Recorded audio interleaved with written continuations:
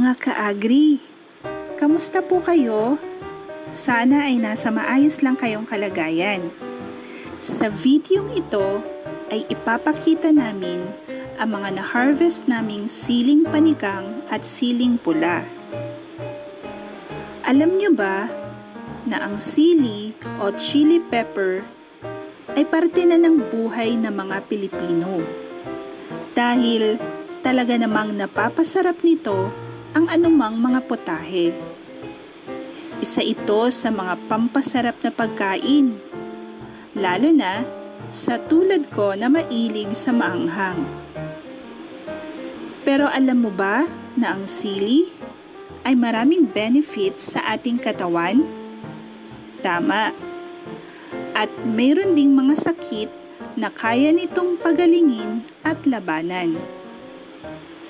Teka, bago ko simulan, kung bago ka sa channel ni Kuya Rans, makisuyo pong i-like ang aming video, mag-subscribe, at pakiclick po ang notification bell para updated ka sa mga upcoming videos ni Kuya Rans.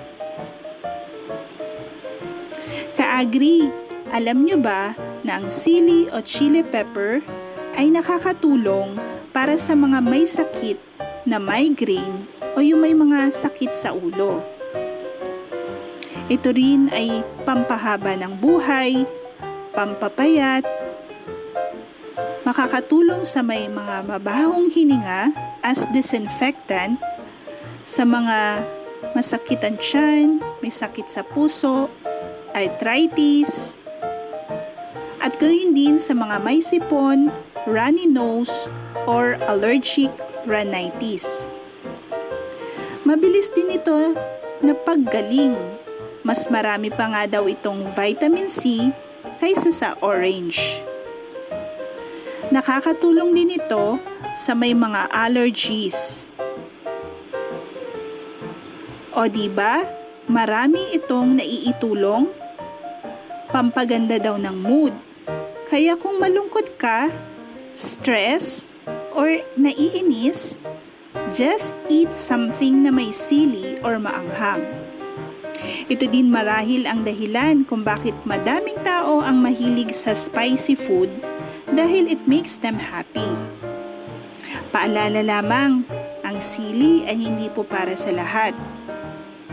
Ikaw, paborito mo ba ang sili o maanghang? Just comment down below.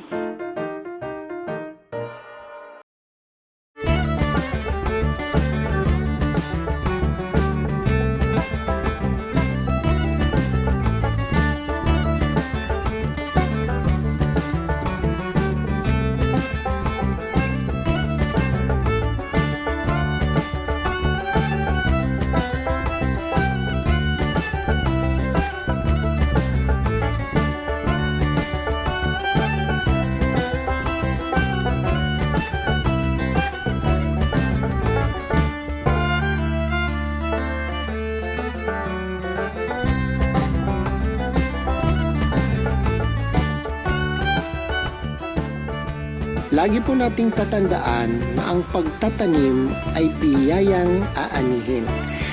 Thank you for watching. Bye-bye!